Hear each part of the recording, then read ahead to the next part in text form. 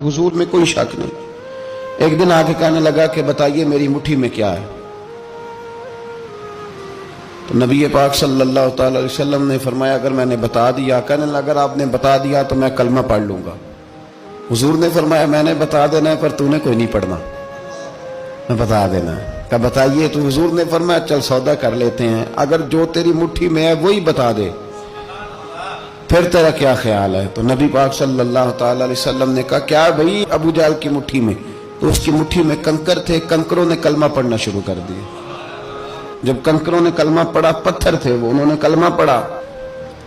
अबू जाल ने वो कंकर जमीन पे फेंके, कहने लगा ओहो तेरा जादू तो पत्थरों पहाड़ों पे भी चलता है। अब जुमला कहने लगा हूं समझ लेना। अबू जाल गोश्त का आदमी था, कंकर पत्थर थे, पत्थर कलमा पढ़ गए। गोश्त पोश्त का आदमी था पर कलमा, क्योंकि यहां क्या था शक, उसने आगे नहीं बढ़ने दिया। गोश्त पोश्त का शख्स होके पत्थरों से आगे निकल गया। नबी पाक सल्लल्लाहु अलैहि वसल्लम की खिदमत में आया। बल्कि वो जो यहूदी वाली रवायत है उसके पस मंजर में भी बाज मुहद्दिसीन ने लिखा है, उसको भी इसी ने भेजा। कहने लगा जाओ नबी पाक से जाके कहो अगर वो दरख्त आपका कलमा पढ़े तो मैं भी पढ़ लूंगा। दरख्त, अब दरख्त होते तो जानदार हैं पर कलमे तो कोई नहीं ना पढ़ते। दरख्त से भी तो इंसानों से कलमा पढ़ने की बात, अगर दरख्त पढ़े तो मैं पढ़ लूंगा। नबी पाक सल्लल्लाहु अलैहि वसल्लम दूर बैठे थे, दरख्त दूर था। और इमाम सुयूती अलैहिर्रहमा ने लिखा है दरख्त भी कीकर का था। नबी पाक सल्लल्लाहु अलैहि वसल्लम ने फरमाया उस यहूदी से कि तू जाके दरख्त को कह के तुझे नबी पाक बुलाते हैं। फरमाया मैं गया तो फिर तुमने कहना जादू करके बुलाया है। एहतियात भी की, हर चीज आंखों के सामने रखी, तू जाके कह के तुझे बुलाते हैं।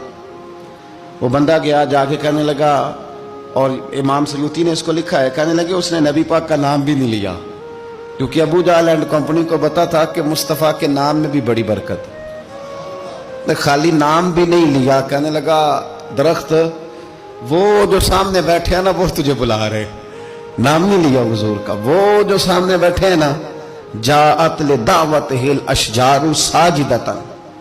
इमाम बोसीरी कहते हैं दरख्त आया और सजदा करता हुआ, जमीन चीरता हुआ आया। किस तरह आया? पहले आगे झुका, फिर पीछे झुका, दाएं झुका, बाएं झुका।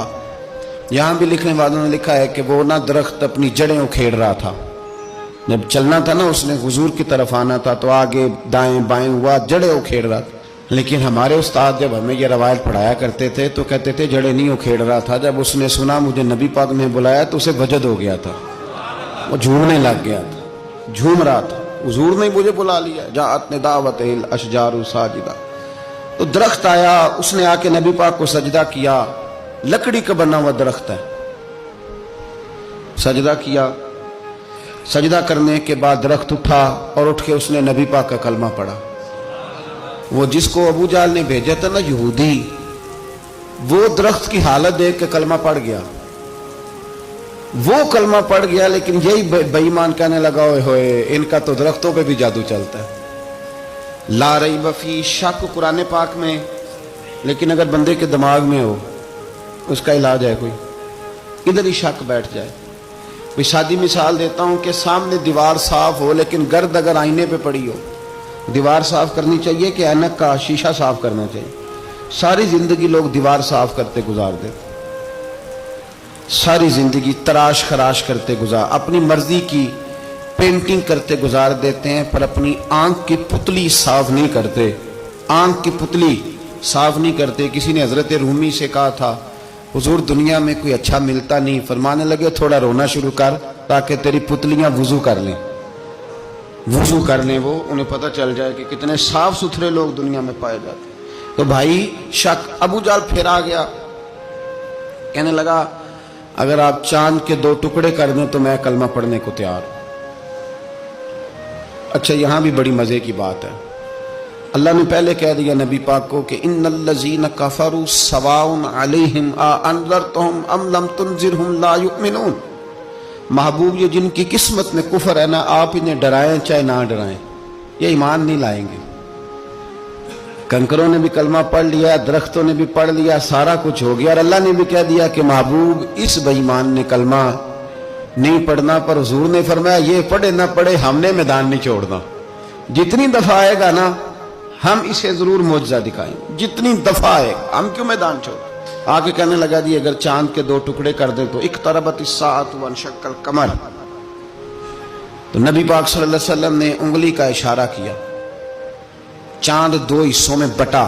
کوہ صفا ایک پہاڑی تھی مکے میں، آدھا ٹکڑا پہاڑی کی اس جانب ہوا، آدھا اس جانب. یعنی وضاحت کی اللہ کریم نے کہ ایسے نہ ہو کہ یہ کہہ دی وہ تو ایسے بالکل شک ہوا تو مل گیا، پتہ نہیں میری آنکھوں پہ جادو ہو گیا، ملا ہے کہ نہیں ملا. جب ٹوٹا تو حدیث پاک میں آتا ہے کہ آدھا چاند کوہ صفا کی ادھر گیا اور آدھا تو پہاڑی تھی. چاند نیچے آیا، پہاڑی کے گرد گھوما، آگے جا کے ملا. یعنی وقفہ دیا گیا باقاعدہ دیکھنے کا، سمجھنے.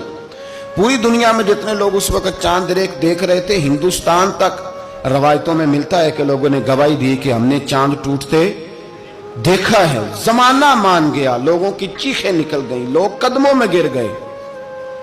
پر وہ جس کے دماغ میں شک تھا نا، وہ نہیں مانا. شجر و حجر پہچان گئے پر انسان کی نظروں میں شک ہی رہا. دنیا میں سب سے مجبور، کمزور، بزدل، کم فہم بندہ وہ ہے جس کے دماغ میں شک ہے.